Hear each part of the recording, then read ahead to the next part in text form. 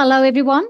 Welcome to the Great Awakening Generator. I'm your host, Rose McNair, and today I have with me Ginny Jones, intuitive, let me say this properly, intuitive energy healer and high frequency activator. How are you, Ginny? I'm very good, thank you. Thank you so much for having me on. It's a pleasure to be here. Well, thank you so much for saying yes, because I know that you are a really busy lady. And you've got so many things happening, and your work is so seriously and highly energetic and high frequency. So I've got to say, I love the hair. I forgot to say that earlier. Love the Thank you. So today, I was hoping that you would give us an overview of what it is to say that you are an intuitive energy healer and, an activator of high frequencies. And the conversation is more about how you started your journey to where you are now. But I would love to hear about what this entails, as in the work that you do. Okay, cool. Thank you. Okay, I'm going to start at the beginning. Ever since I can remember, I have sensed energy, sensed spirit. So I would call myself a natural born intuitive. I think many people are, but they just don't realize it. I will say that as well. Yes. So I was so timid as a child because I could sense so many other things rather than just what I'm seeing. I could also sense what people were thinking and where they're, whether they were angry, whether they were upset, whether, what their emotional state, actually, if I put it into context. Yeah, I could always sense people's emotional state and often, whether they were being true or not.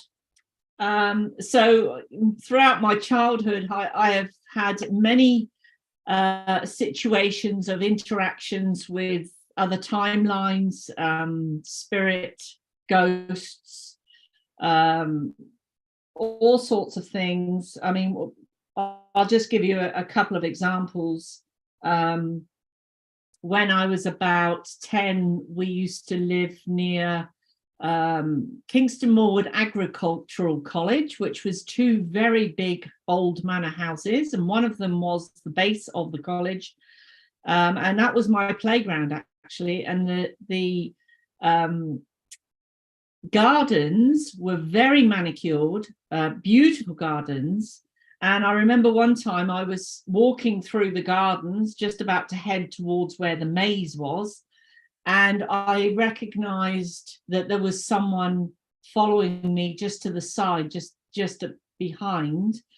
And I could see exactly, it was a woman dressed in a beautiful crinoline dress, beautiful pale blue with a frilly top here and a hat on. And I can see it even now. But when I looked around, I couldn't see her. But when I looked forward, I could see her.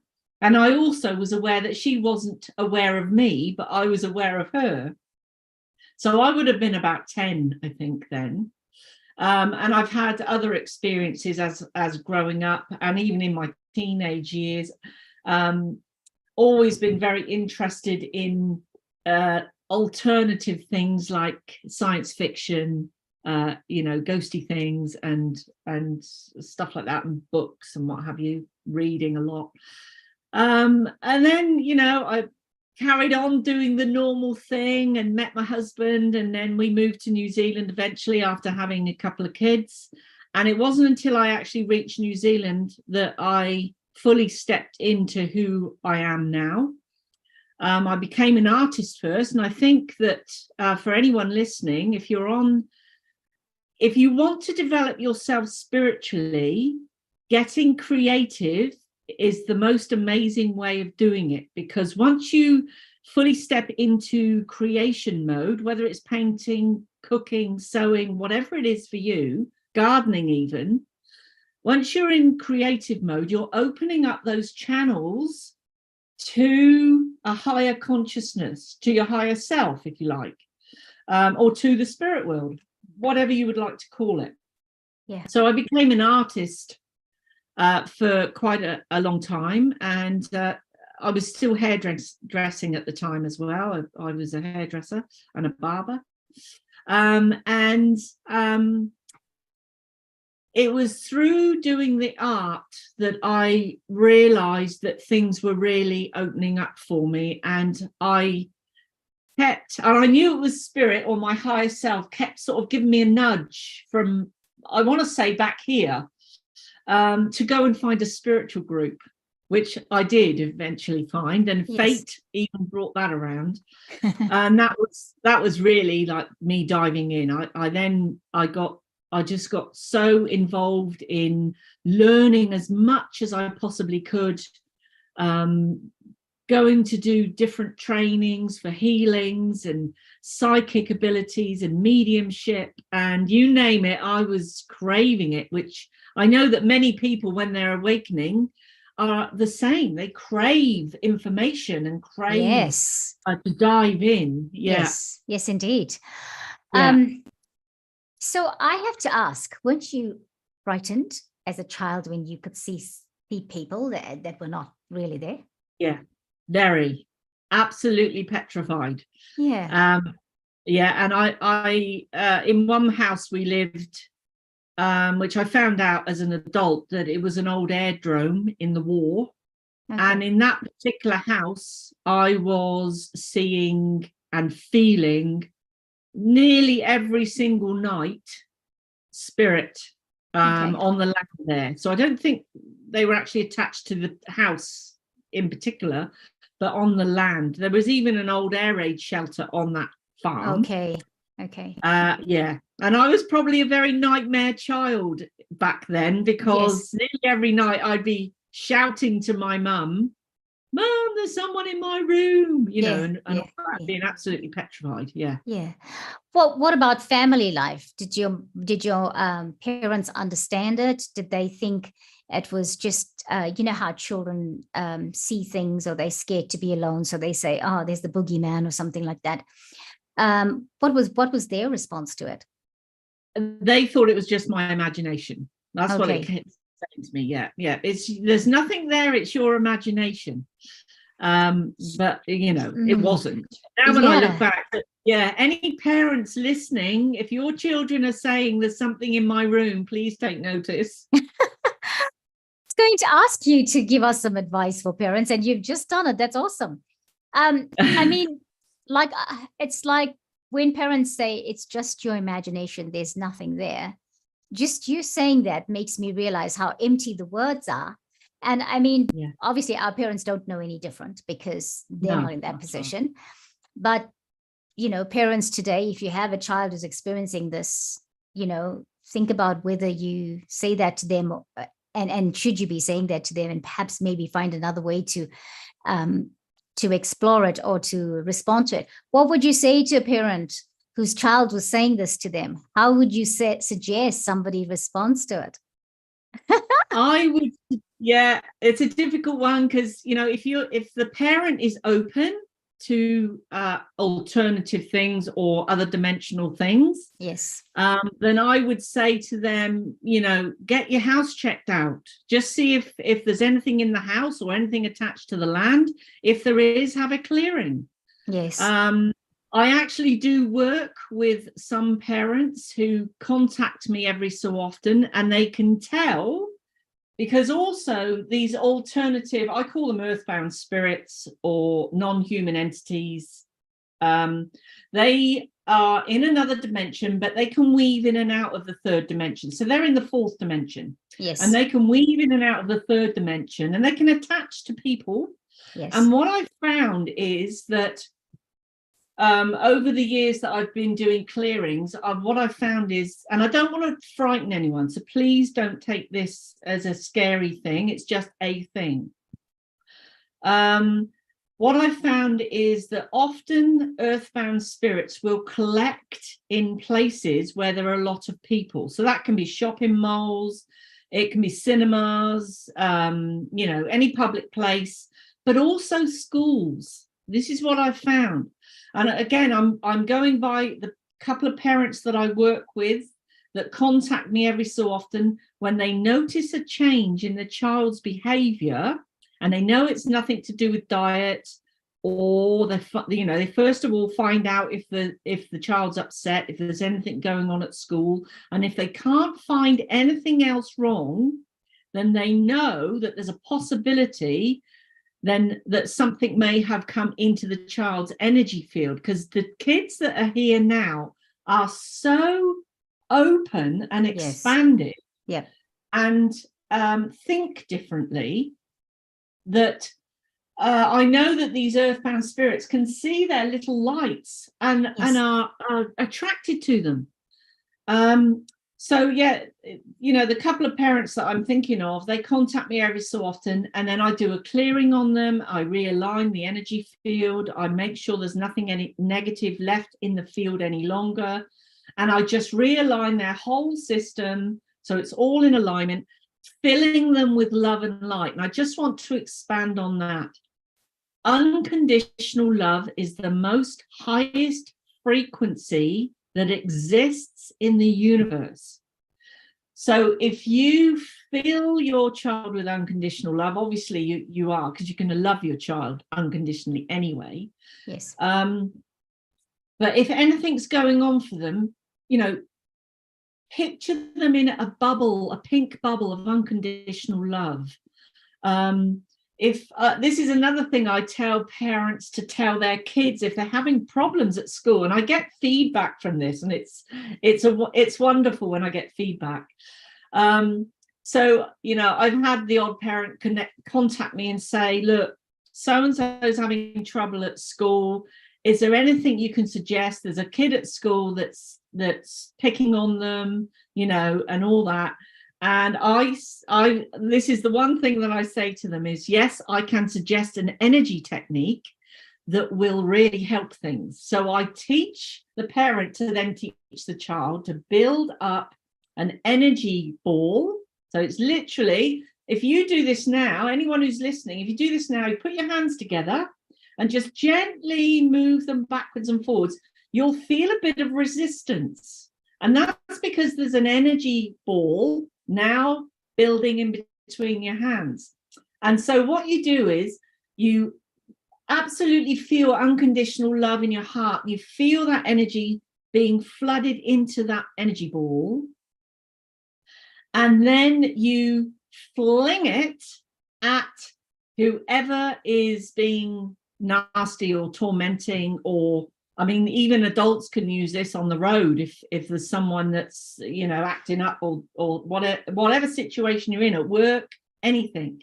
Do that and you will see a change. So I get feedback from the parents message me the next day saying, oh, that really worked, they're now actually friends. Wow, that's great. Yeah, it works. Unconditional love. Yes, absolutely. Ginny, please excuse me. I have to get the dog outside. That's okay. Can you see him in the background yawning and carrying on? Fine. I won't be long. That's fine. You go for it.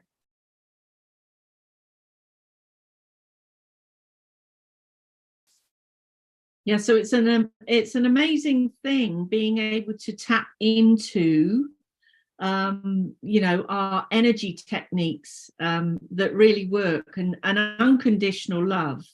The trouble is with humans, we've been programmed, if anybody does anything against us, we've been programmed to immediately retaliate. And that's actually the worst thing to do, because that's just going to create a resistance energy between the two parties, and it's just going to escalate and get worse. Whereas if we just send unconditional love to that other person, it will diffuse the situation. It's amazing, using some of these techniques. Yes, I agree that it's amazing, because I just had something happen today. I said I was in a 6-hour energy. I was actually energy healing, and what I learned from it was that it's very important that when you figure out that things are coming through from other people, is to send it back to the light, and it is to respond with unconditional love, because I think if we do anything else, we sort of carry on recreating, or we do not send that thing that was intended for negative impact. We never send it to the light, and it needs to go to the light.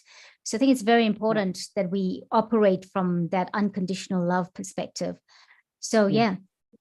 And thank you for letting it flow whilst I had to let the dog Yeah, that's okay. let the dog That's out. all right. When I was looking up your profile originally, before we spoke on the phone all those weeks ago, there were so many titles.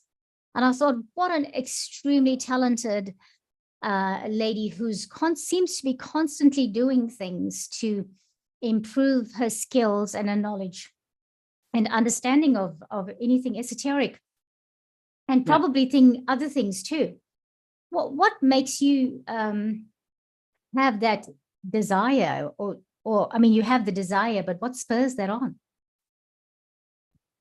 Okay, what spurs that on is, and I mean this truly from the bottom of my heart, is that the more I can learn about things, especially practical, I'm more about practical stuff, the more I can learn, the more it triggers or activates codes within me to use those skills to help people. So my main thing is, my mission here is to help other people. And yes, I have to live, so I have to charge for it, unfortunately. If I could win the lotto, I would probably do all my work for nothing. So my main thing is to help people and to make this place that we live on, this beautiful planet Earth, a better place to live for all of us. So that's my mission. And I actually feel there's more to come yet. As much as I've just turned 60, I still feel there's more to come. And I feel like I'm in a bit of a waiting pattern for things to unfold, so then I can fully step into my full mission here on Earth. Because I truly believe that I am soul, spirit first in this physical body. And I've chosen to come here to make a difference, to help people, to help animals, to help nature, in whatever way that unfolds. So going back to me learning so many things, I just craved information. And what I class myself now is that I am in service to spirit. So I'm in service to spirit in a way of whatever they guide me or put in front of me that needs doing, and I'm purely mainly talking about on a spiritual level, I will do it. So whether it's, someone needs help or a house needs clearing in that respect, or if someone needs healing, if someone needs a reading, comes to me and wants a reading, I'll do that. If someone wants a message from their spirit loved one who's passed over, I will do that. If someone wants some spiritual activations, I will do that. So I've just expanded my knowledge out to be able to do a lot of things. And again, that's all part of my mission. And I still get the urge to go and learn something new now. Sometimes if something comes up, I think, oh yeah, I want to go and learn that. Yeah. I love that. Do you remember the exact moment when you came to that conclusion that you were going to do anything that your guides asked you to do in terms of for the greater good? Do you remember that moment? I do. I was, this is the moment I feel that really represents. Like I said, when I came to New Zealand, I just needed and got the urge to join spiritual circles and learn as much as I possibly could. Well, after a few years in different groups, I was in a mediumship group, which was a beautiful group. And I just kept getting the urge that because there was quite a lot of protocols that we had to follow. And I've got a very creative, expanded mind. And when someone says, you have to do it this way. I can do that for so long, and then I get ideas myself. Oh, I can do it this way. You know. So I had that, and then I thought, no, I have to leave, because I actually felt like it was holding me back. So I left, and I just said to my team, I said, right, I don't want to learn from another human, even though I do go and have sessions, but I don't want to learn from another human. This is what I said at that time. I want you to teach me directly. So I literally spoke to my team and I said, I really want you to teach me directly, please. And the moment I said that, it was almost like something changed within me, or a channel opened or something.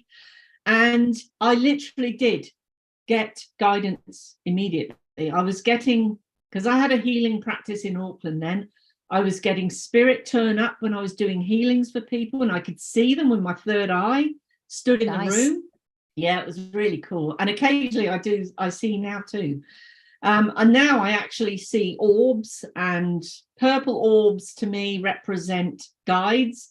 White or bright white light orbs represent spirit to me, that a family one or someone like that. Yeah. So yeah, as soon as I said that, literally the channels opened, the gates opened. I had spirit turning up while I was doing healings for people. I would get orbs flying in the room, and they would be caught on camera when I'm working with someone online.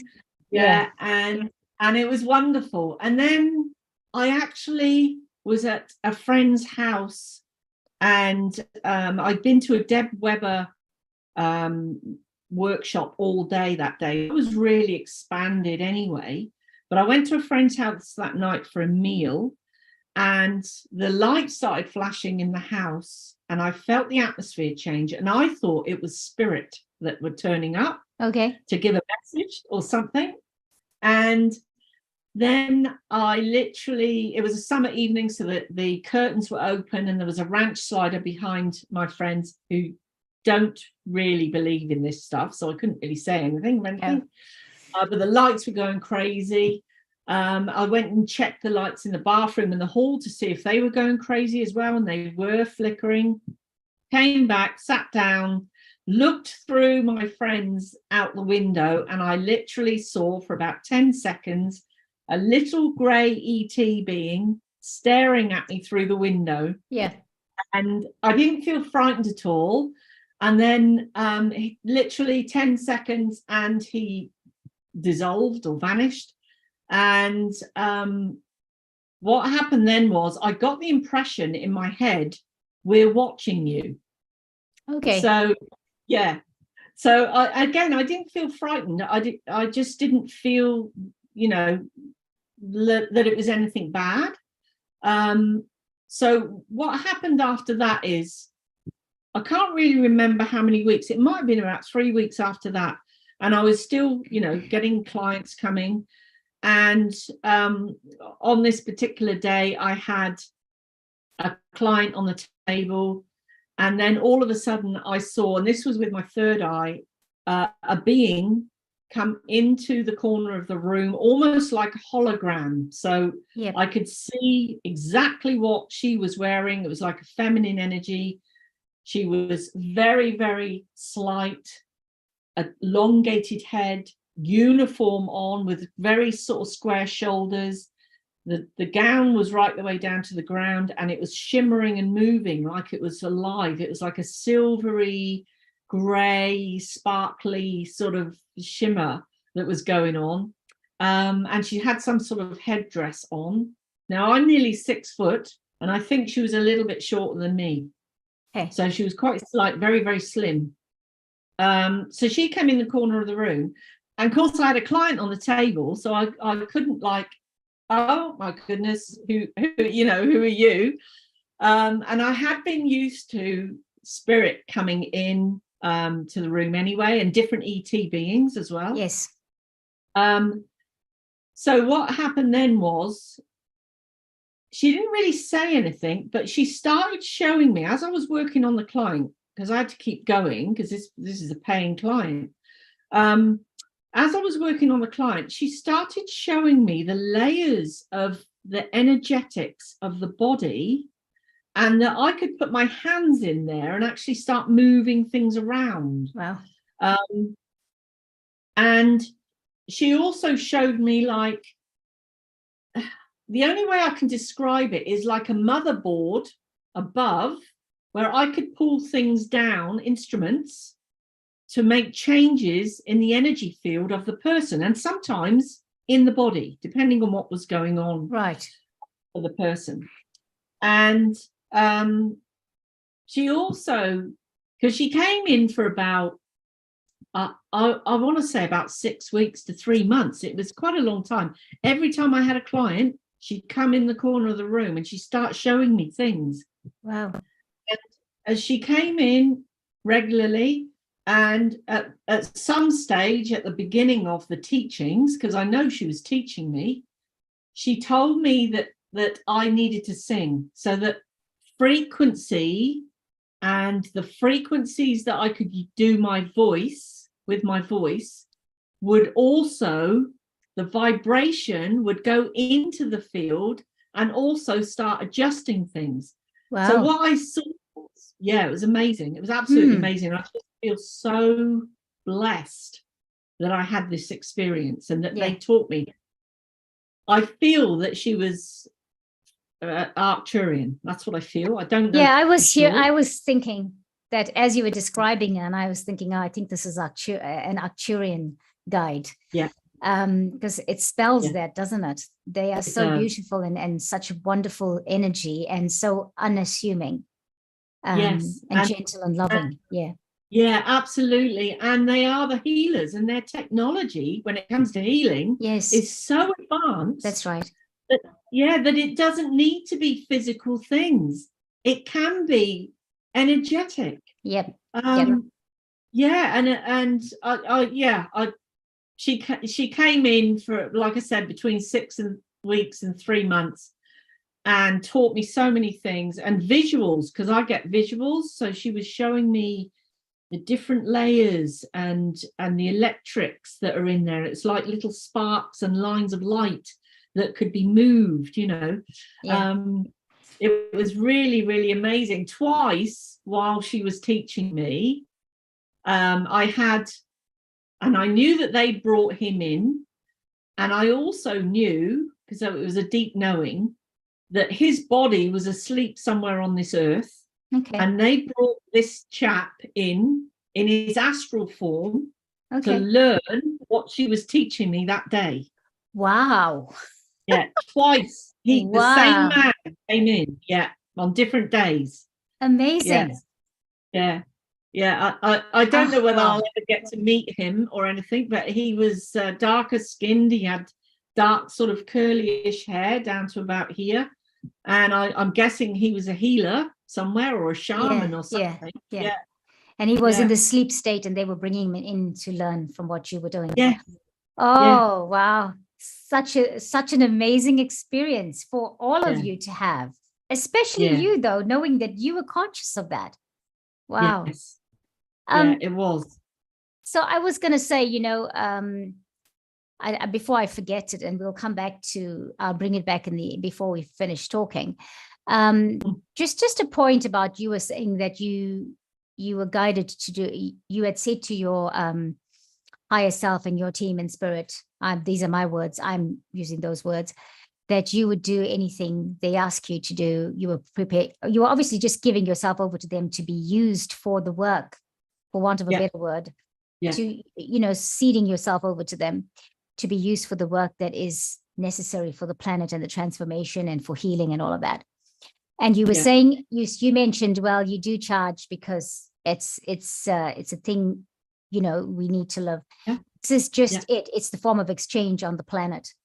And I just want to say that you have, for anybody who watches this whenever they catch it, you have your YouTube channel called Ginny Jones, right? And I've looked at it, and you have given so much on that channel.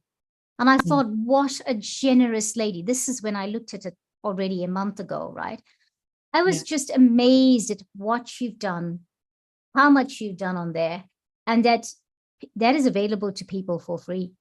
It is. So, thank you so much. And thank you for your generosity, and thank you for your love for the planet, for the people, because that's amazing, the work you're doing on there. And we'll come back to talking about the work. Ginny, have you ever thought that you might want to write about these experiences, or have you started writing about these experiences? Did I miss that you're an author somewhere? No, I haven't actually finished any books. I've actually started 4. Okay. Yeah. I don't know what it is. It's obviously a block I've got, but I'd rather do the work practically, to sit down and write a book, which I've started. Like I said, I've actually started 4 books. So one of them is my journey, starting right from when I was little.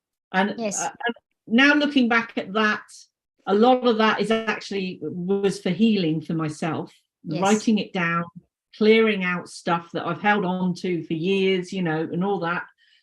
So that really was a healing journey for me as I went through sort of different stages of my life. But some of those things in that book I can also use in another book.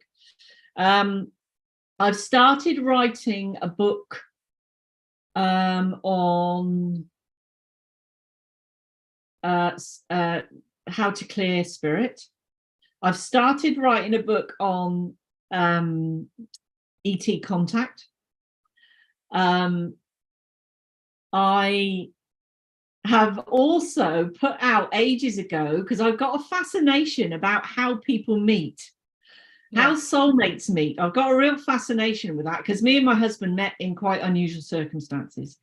So I've got a fascination with that. So I put out on Facebook ages ago for people to send me through their unusual stories of how they met. So I've got lots of people that have sent me through some very unusual ways of how them and their partners have actually got together and how they met. So that's another book, which I haven't got together yet either. I just find I feel I'm struggling with sitting down and actually just getting on with it at the moment. Yes. I know it's a thing in my head that I should do, because I'm also aware that if you become an author, you're seen by more people and you get out there more. And I want to get out there more. And it's not just to be worshipped or anything like that. I want to get out there more so I can help more people. So I am aware of that too. But I mean, there must be ways of getting out there more without having to write a book to do it. Definitely there are ways to get out there. We're like using one of them. I was thinking more of short stories and experiences as you go along, because that, you write a short story, you're done with it. You can do a compilation of 5 short stories in one book, and that's done. That's a really good idea. That's what I thought. That was popping in my head when you were talking about this. And I think you will finish your books when you're ready to finish them. There's just too much fun out here. How boring to be sitting and trying to figure out a book. And I think there'll come a time where there will be people that will do that stuff, that will collate all the stories that have come together, put it in there, get somebody to edit it and all of that, because you would be the second person now that I'm speaking to that has started books or the other person has completed many books, just all in draft, and needs somebody to edit them. So, I think there'll come a time for that. And the thing about books, as we know, is that it creates awareness to those people that are to come in the future. But then, our future is a very different future as well, now that we are doing that transformation process, right? Who knows how all of that gets transformed in the future? The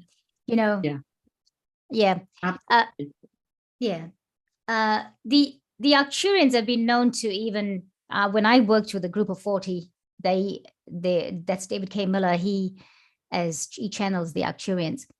And sometimes when we go up into the starship Athena, we would go up and we could choose to, meet our 5th dimensional self in completion, bring back techniques to keep our youthfulness.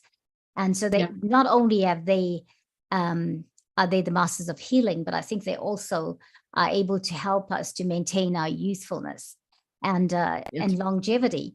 And we know how to do these things. We just forgot so completely, and they're here helping us remember.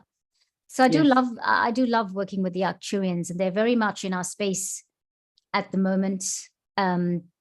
Amongst with the people I'm working with and things like that, you know, the Arcturians are here. I had not heard of the Arcturians until about 3 years ago. So, you know, we're very into Pleiadians and Andromedans and the Lyrans and, you know, people from Sirius and Orion and that. I hadn't met anyone who was claiming to be, but from there, but, you know, I was more into understanding myself first. I think my first 10 years of this growth was out of the church. I'd left the church in 2007 and 2007, 2008. And I sort of took that journey on my own first. And then I was coming to self. And I've just made my commitment completely to spirit, as in I will do whatever it is you want me to do. Please bring in revelation and understanding of that and help me to transition from that mainstream third dimensional work that I have to what it is that brings fulfillment in the fifth dimension, or that supports the fifth dimension, because I am here to do, it's like you, I love people.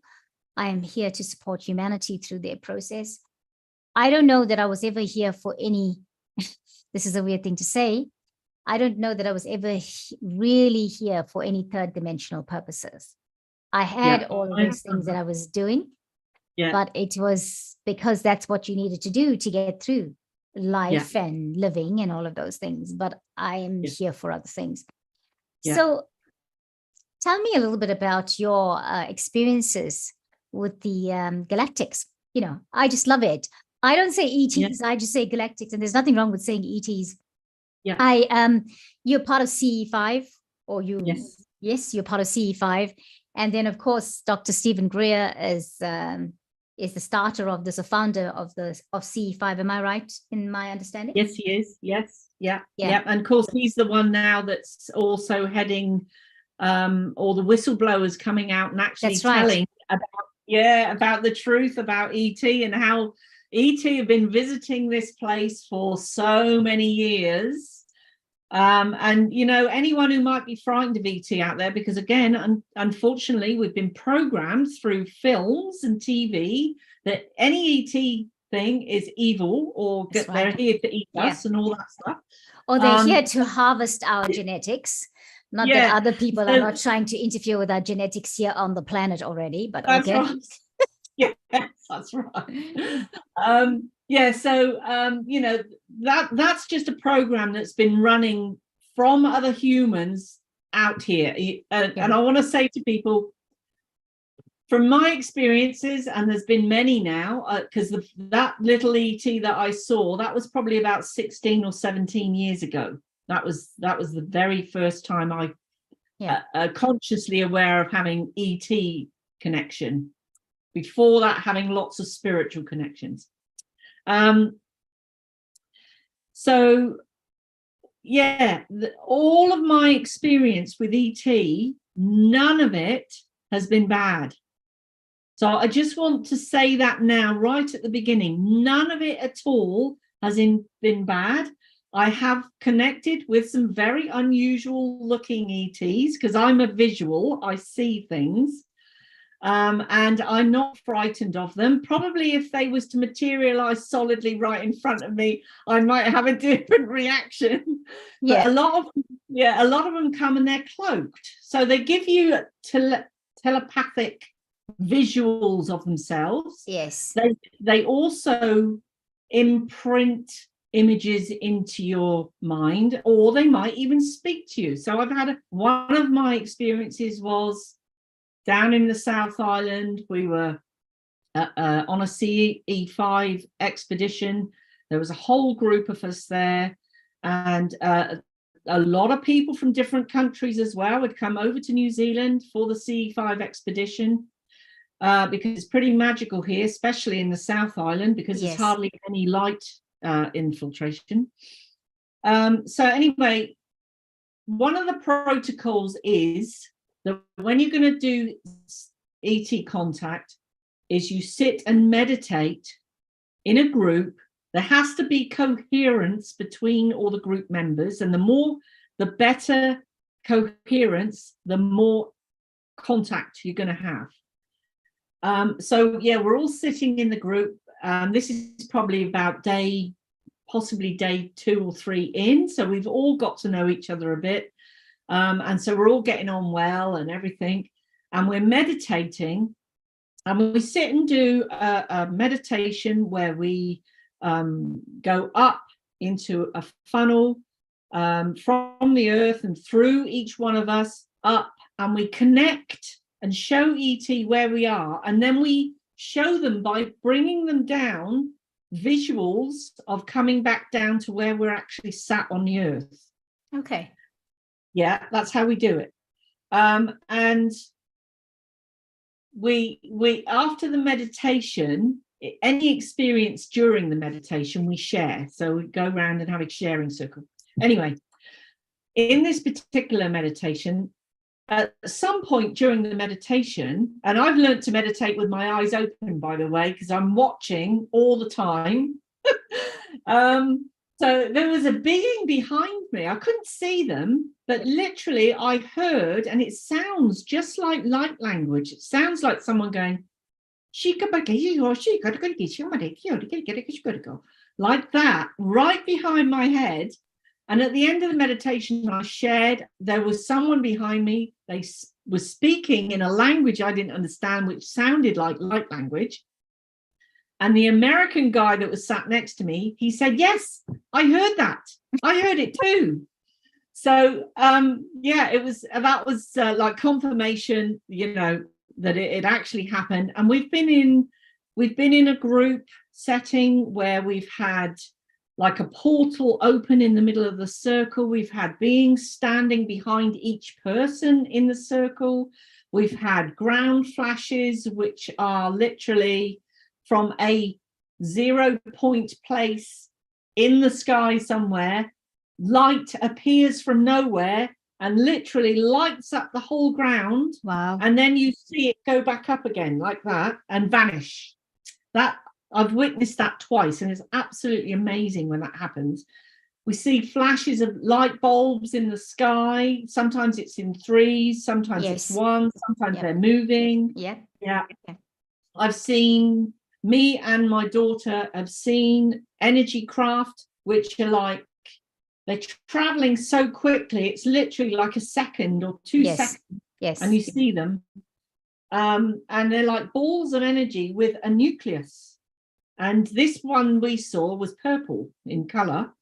And the only thing I can liken it to is, those lamps where you can put your fingers on and the electrical current goes towards your hands. Yes. Ball, very much like that. Okay. Wow. Yeah. But, opaque, and you can see it's completely round and moving at such a high speed. I have played with talking to them. So I have gone outside and I've said, I've done a quick connection thing. I've said, look, I know you're there. If you can show yourselves to me, please give me some visuals. And like I repeat it, please give me some visuals. And I have seen flash bulbs in the distance. And then I've said to that flash bulb with my consciousness, please come closer. Please come over this way. And they've been moving in a completely different direction. And then next minute, they're actually start to come over towards where I am, which is awesome. Awesome. Yeah, it is. And I've done videos because they hide behind clouds or in clouds as well. That's right. I've done videos here on the property, and I've been filming myself just speaking, like Facebook Lives. And it's been a really windy day, so you can see all the clouds going past behind my head at the back there. And on one of the videos, there's a little cloud that shape, which is staying still. It's not moving at all. But yeah, all the other clouds are going with the wind. Yep. So I knew that they were there and they were in that cloud. And yeah, so many experiences. Oh, how Even exciting. yeah, yeah, it really is. And I just, I'm so grateful that I've opened up to this pathway. I think that is like it's amazing to have these experiences. I have not had that intense an experience. I mean, I've had them come, like I had Arcturians come to visit me one night, and they were in my, I've had them visit me more than once. Yeah. It's normally Toma. Toma is Pleiadian, but is now sort of coming into the Arcturian space. And somebody explained that to me, that we go through phases too, because excuse me, sorry. Okay. I always, my soul is incarnated in the Pleiades. However, so I was always believing in my Pleiadian heritage, and I do have a Pleiadian heritage. But somebody recently said to me that it's sort of going like, you have the Pleiadian experience now is moving into an Arcturian experience.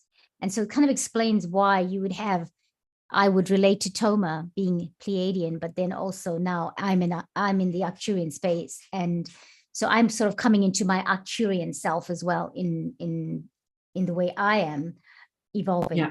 So I know that that's something maybe that's not so easy to grasp, but I never thought of that before. I never thought of it like that before.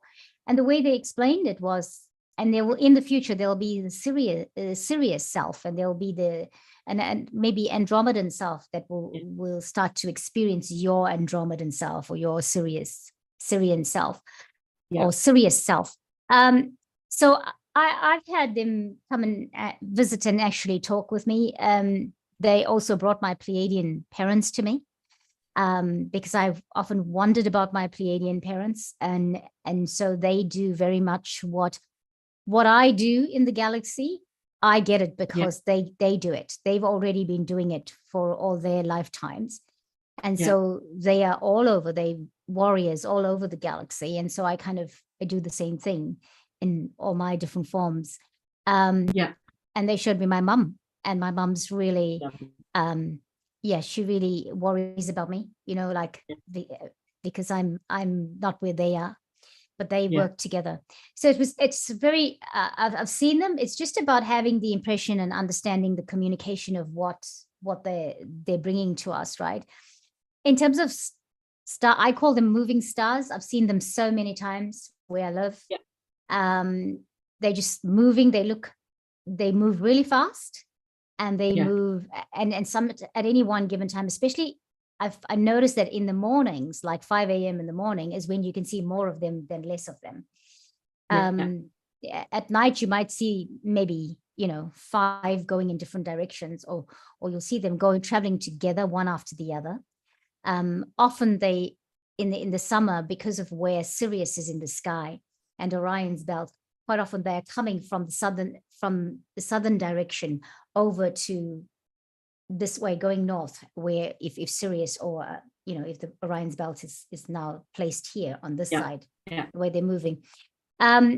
So I've seen them. I love it. I haven't seen them of late. I saw something a few nights ago that looked like a ball flying across the sky. It was not a solar flash. It was just something that looked like it was a ball just flying through the air. So Ginny, there is so much we can talk about. And I don't know if you told us everything. What is it that you would love to share with our audience? Because I'm conscious of the time, and I would love for you to come back and share more of your stories and your experiences with us here on the channel. But what else is it?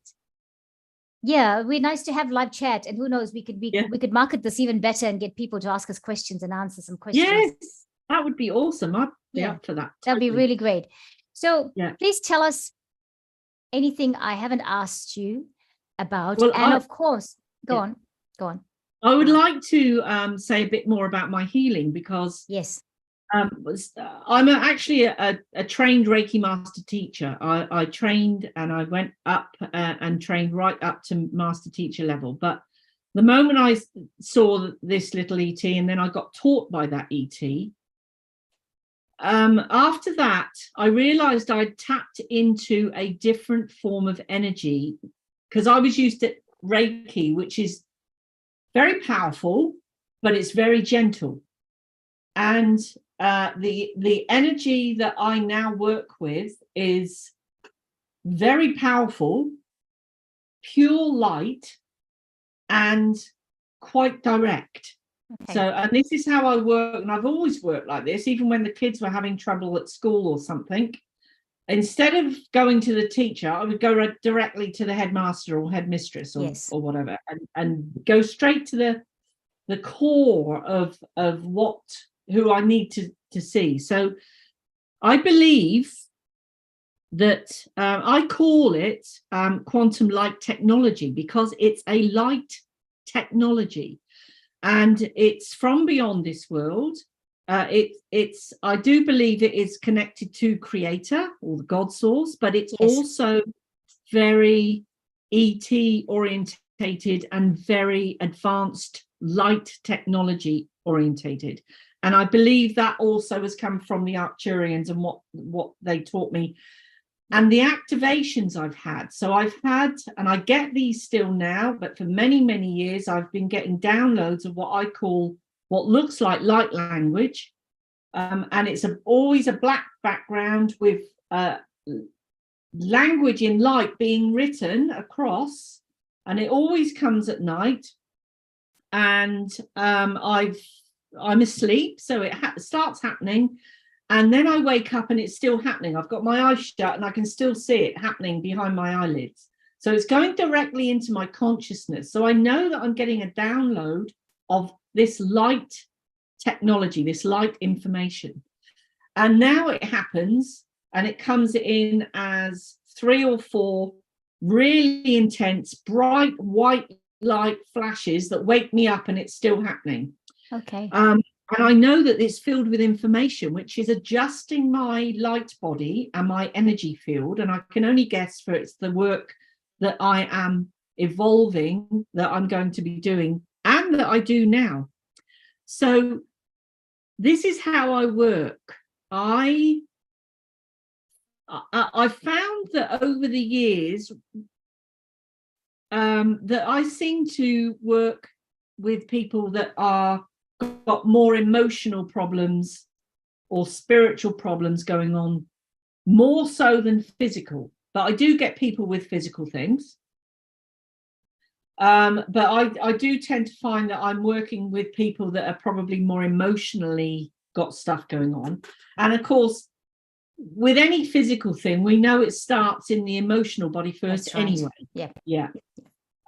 So what I find is with my work now, that because I work directly with spirit, and they already know ahead of time what's happening, because in their world there's no time, I ask them to show me the direct beginning point of what caused whatever it is the client's got.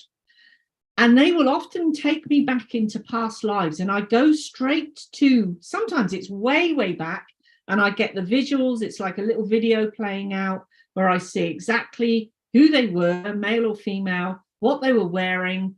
I get a gist of roughly what's gone down in that timeline, what either illness or damage or emotional thing has happened to them in that lifetime at that point. And I find that if I work on that point and heal that, clear it, create a new way forward, then the thing that's in this physical life often disappears. And that's why I say it's more often emotional. It's more often things that are in the emotional body of somebody having lack of confidence in themselves, things like that. And once I've dealt with that first problem that caused them to feel that way in that very moment, hundreds of years ago, because things travel through time in emotional memory, cellular memory, also ancestral lines, and that's it's right. All intertwined. So the moment you clear that, honestly, it's just cleared so much through their future timelines that it's amazing to see the transformation. Absolutely amazing. Yeah, I like the idea that you work with the emotional side of things because, like you were saying, emotional side is the physical is normally physical side ailments are normally having an emotional baseline or connection to it. And I guess maybe with doing emotional, you go straight to that point rather than going to let's fix this and then try and find out what's the other thing, or let's find the other thing.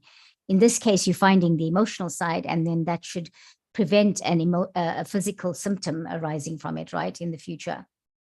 Absolutely. And what I find I can do is that it's almost like I'm diving into their Akashic records with my consciousness, and I get shown snippets of different lifetimes as I'm going down to that. It's like a dart. I class it as a dart going right the way down to the bullseye that's right at that point where it all started. And clearing. Once you clear that, you're clearing all sorts right the way through every single lifetime.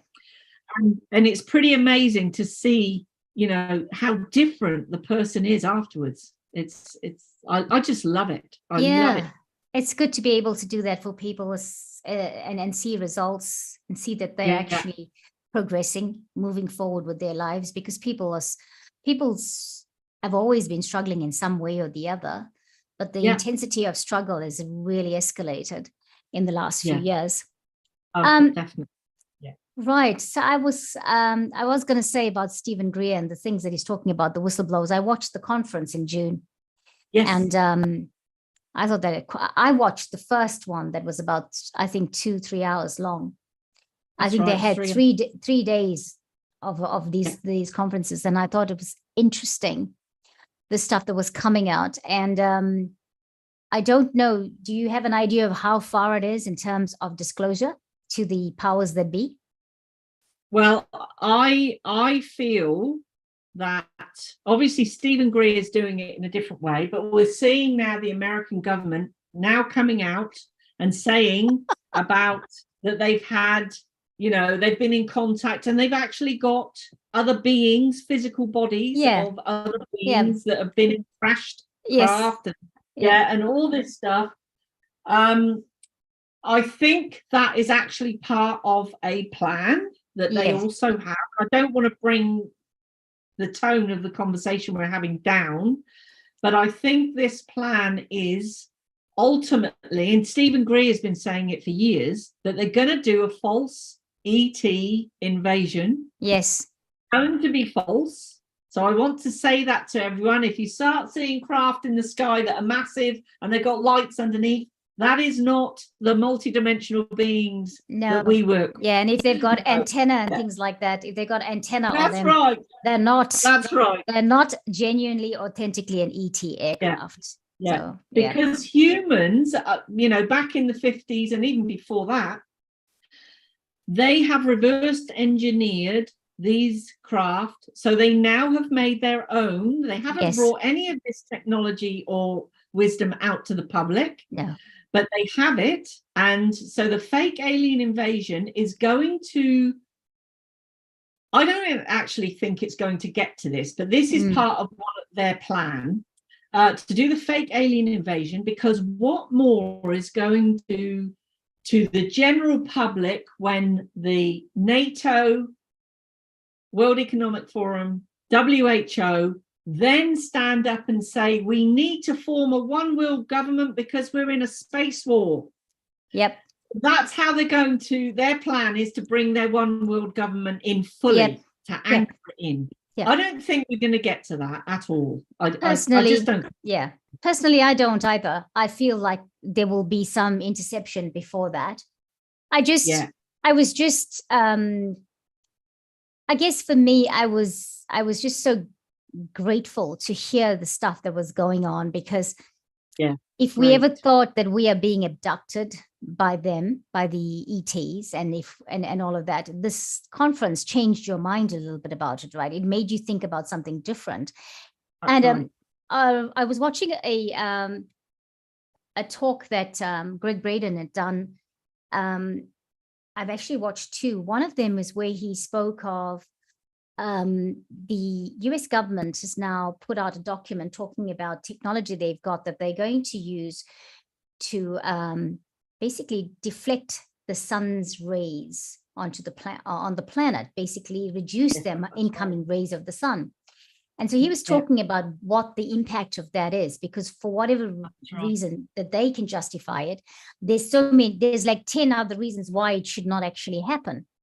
And I mean, because when you think about plant life and animal life and all of that, and the fact that we need the plants and they need us, you know. Yes. And I just thought to myself, you know, given the way the sun has been, I mean, we're in New Zealand, so we can speak for New Zealand.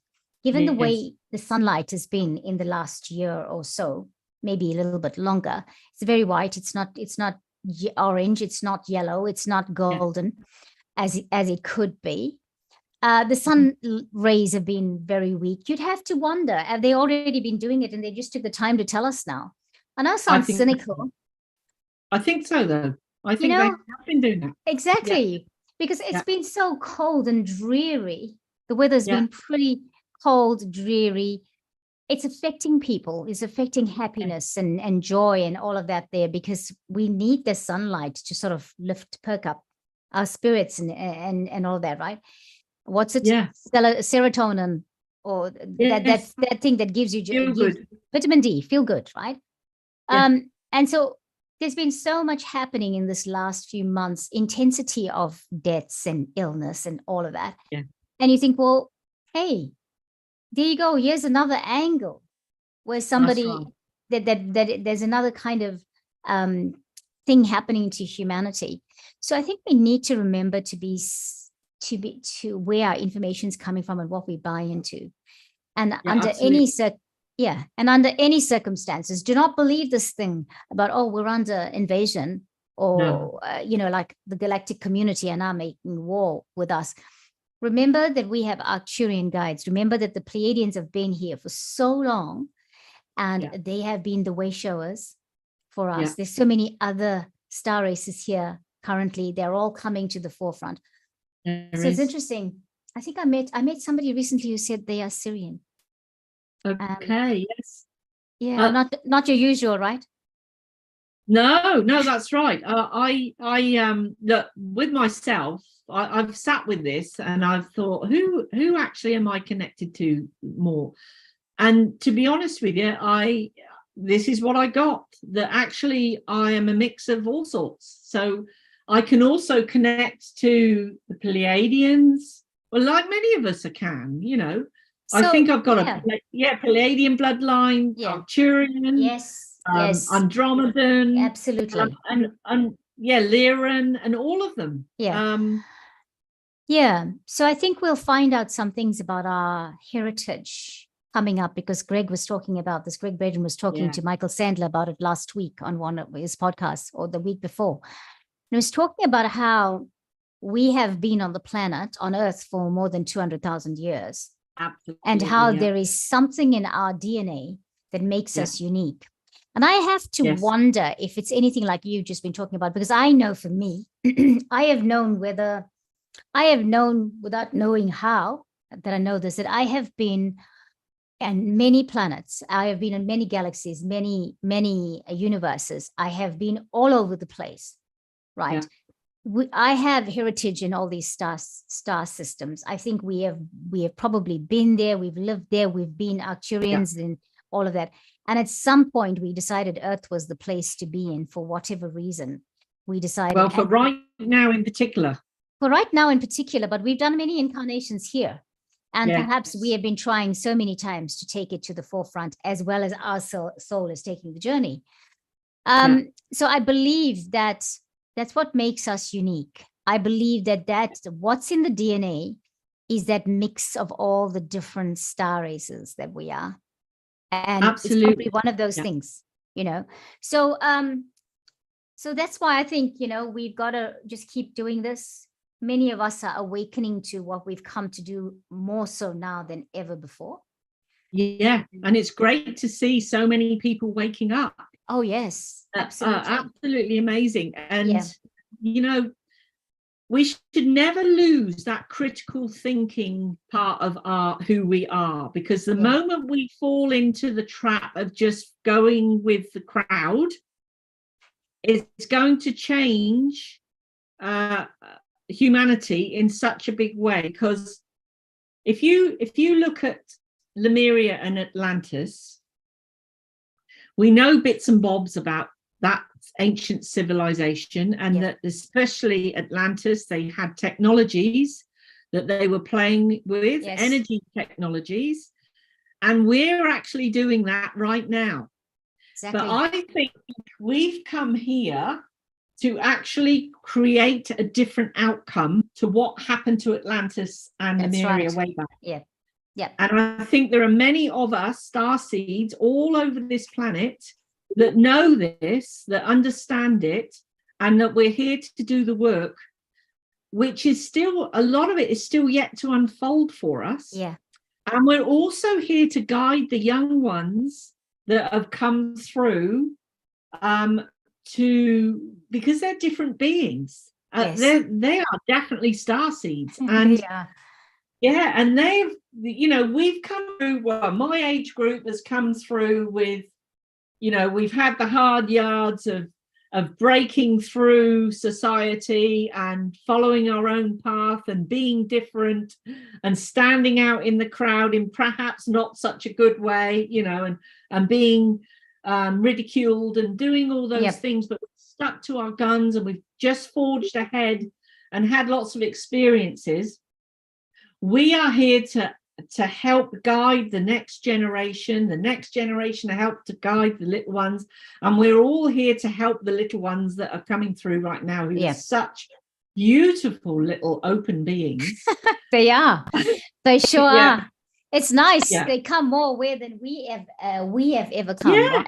That's right. They're coming through with memory of their past lives and all sorts of things. Indeed. So, Ginny, thank you so much for your time. And I hope you will come back soon. Maybe we can have another chat in a couple of weeks' time, because I do like the live chats.